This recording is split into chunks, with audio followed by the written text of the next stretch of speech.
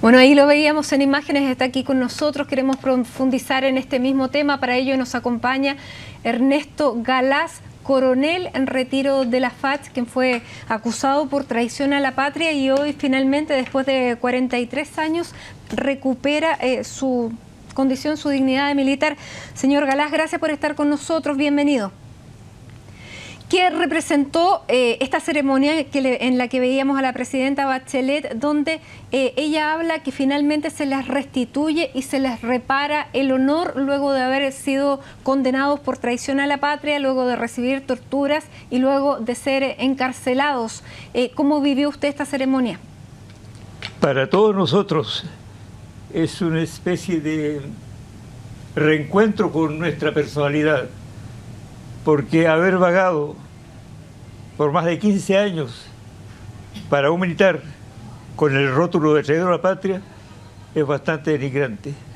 Y aquello nosotros tuvimos años y años luchando en la justicia chilena y luego en la justicia internacional para que nos restituyeran aquel honor militar que nos había quitado un espurio consejo de guerra. Ahora, esto ocurre luego, y usted lo dice, que una corte internacional le pidiera al Estado de Chile que reparara este daño. ¿Por qué tiene que intervenir la justicia, digamos, internacional? ¿Cómo ve usted ese hecho que solo después de eso el Estado de Chile los reconozca? En el año 2000-2001, cuando nosotros presentamos un recurso de revisión a la Corte Suprema para los fines de que revisara nuestro proceso y declarara su nulidad, puesto que todas las condenas fueron producto de apremios físicos y morales.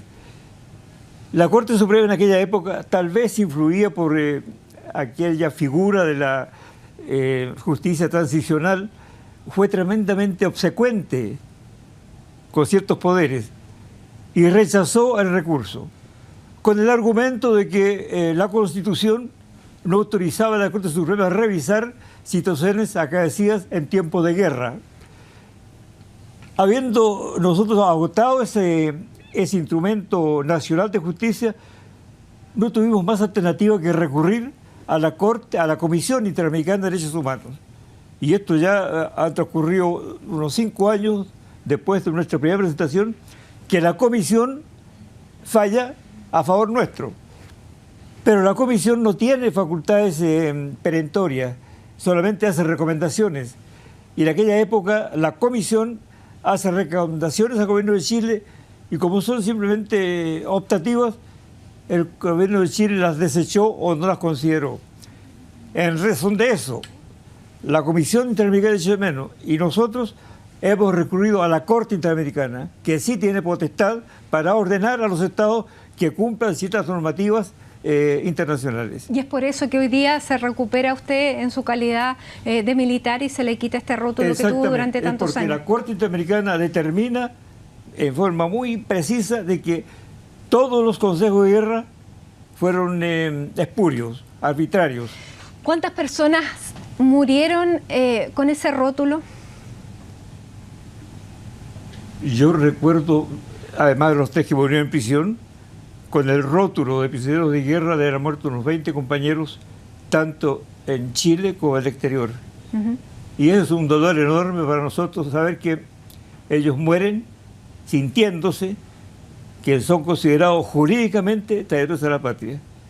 Es eso lo que destacábamos hoy día en la mañana en esta ceremonia cívica de enorme significado, porque si bien es cierto que el Estado está cumpliendo una orden, un mandato de la Comisión Interamericana de Derechos Humanos, hay que reconocer con hidalguía de que los poderes del Estado, en este caso, han asumido con mucho más allá de lo esperado el cumplimiento de estos mandatos.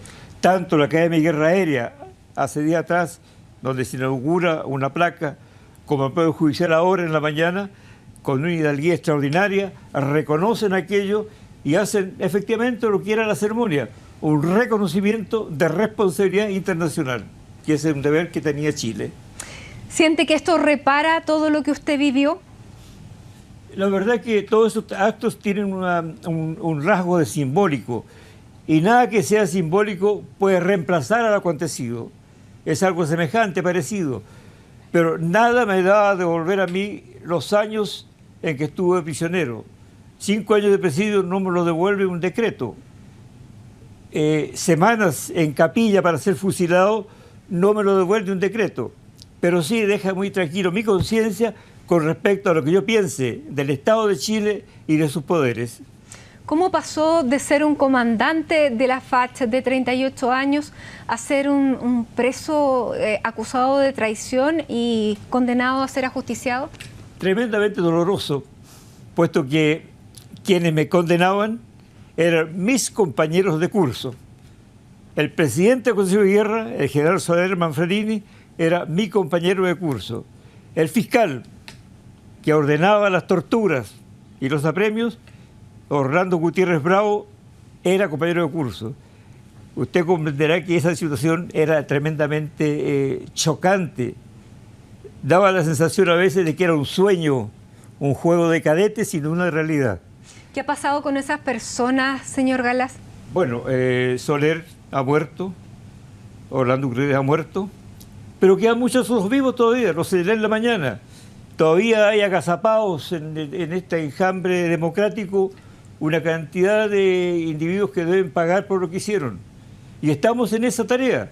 Hay un juicio que lleva el abogado Eduardo Contreras, que se pide se juzgue a todos los torturadores de la Academia Guerra Aérea. Ese juicio lo lleva el juez Carroza y esperamos que antes de fin de año falle, porque la Corte Interamericana también le señala a ese juicio de que debe acelerarlo para que descubra los culpables. Y los culpables reales, porque detrás de esto hay una cantidad enorme de lo que se llamó en cierta oportunidad los cómplices pasivos. Todo aquel individuo que estaba allí, que vio las cosas y no hizo nada, es un cómplice pasivo, que es el caso típico que hemos estado señalando muchas veces en la Academia Guerra Aérea. En el año 74, el comandante de esa unidad era el general Matei, y el general Matei hasta ahora ha escabullido toda responsabilidad. ¿Para usted es un cómplice pasivo el general Matei? ¿Perdón? ¿Para usted es un cómplice pasivo el general Matei? Naturalmente.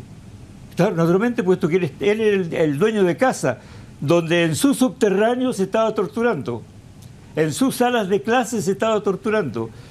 Él no puede ignorar que había una guardia enviada por Colina para que cuidara presos. Él no puede ignorar que se hacía comida para tantas personas. Él no puede ignorar que dentro de la Academia de Guerra había una cantidad enorme de individuos del Servicio de Inteligencia torturando a prisioneros. ¿Y qué le parece que la familia de la presidenta Bachelet, la señora Ángela Ageria, hayan, entre comillas, decidido no seguir con acciones legales contra el general Matei? La actitud de Michelle Bachelet y de Ángela Ageria es muy honorable, porque ese juicio era expresamente contra Matei, como comandante de esa unidad cuando muere, cuando se tortura allí al general Bachelet. Pero resulta que Bachelet no es el único que pasó por la Academia. Por la Academia en ese año, 74, pasaron muchas personas, civiles y militares. Señor Galaz, ¿cómo vio a la presidenta hoy día? La presidenta se emocionó, hasta a las lágrimas, ella no pudo seguir. Y eso da cuenta de su recia personalidad, aquella que sintoniza con las causas en forma íntegra, entera, honesta. Se emocionó realmente cuando recordaba, no solo recordaba a su padre, sino que recordó la época aquella en que muchos compañeros de su padre estaban presos allí y sabían que estaban torturados. ¿Qué le dijo a ella? Para nosotros fue extraordinaria la actitud de la presidenta en términos de asumir con esa hidalguía, franqueza y sensibilidad todo aquello que pasó en esa época. ¿Qué le dijo? Porque se saludaron, le dio un abrazo, ¿le dijo algo especial? No nos dijimos nada especial, pero en el abrazo mismo está implícito una especie de complicidad con la necesidad de hacer justicia en Chile. ¿Usted tiene 83 años? ¿Perdón? ¿Usted tiene ahora 83 años? No, tengo 90 años. 90 años. 90 años. A los 90 años se le restituye el honor, ¿le parece? Me parece tardío, por supuesto. Claro, el honor militar perdido por ahí por el año 73 y tratado de recuperar en el año 2000, que recién ahora, a través de un juicio favorable de una corte internacional, se reconozca nuestra inocencia y se restituye el honor militar, no solo en nuestro honor, sino también en el buen nombre de nuestra familia. Es realmente interesante, pero tardío, pero se valora, es valorable. ¿Ha recibido algún gesto de la FACH también, de la actual FACH? La Fuerza Aérea hizo hace unos días atrás un acto en sus dependencias donde se develó una placa en que están inscritos los nombres de los que hicimos el litigio en la Corte Interamericana, y allí estuvo el comandante en jefe, la presidenta, el ministro de Defensa, en fin, fue un acto extraordinario. Y destaco la actitud amigable, franca, con que el comandante en jefe de la Fuerza Aérea asumió esa tarea, que era un mandato que le estaba dando al Estado la Comisión Interamericana de Defensa. Y destaco esto porque en situaciones como ellas puede que alguien quiera cumplirlo como una actitud funcionaria. No, aquí la cumplen el comandante en jefe de la Fuerza Aérea, el presidente de la Corte Suprema, el presidente del Consejo de Defensa del Estado, en fin, todas las personalidades que han influido en esto lo han hecho con un espíritu extraordinario, no solo de cumplir su función como funcionario, sino que con un sentido amigable, de respeto y de real restitución de todo aquello que nosotros habíamos perdido en estos 15 años, y si prolongamos hasta el día de la prisión, 40 años. Señor Ernesto Galaz, muchísimas gracias por estar aquí con nosotros compartiendo esta historia, y a sus 90 años, bueno, finalmente lo queremos también reconocer nosotros, felicitar, porque ya no tiene este rótulo de traidor. Muchas gracias, muy gentil.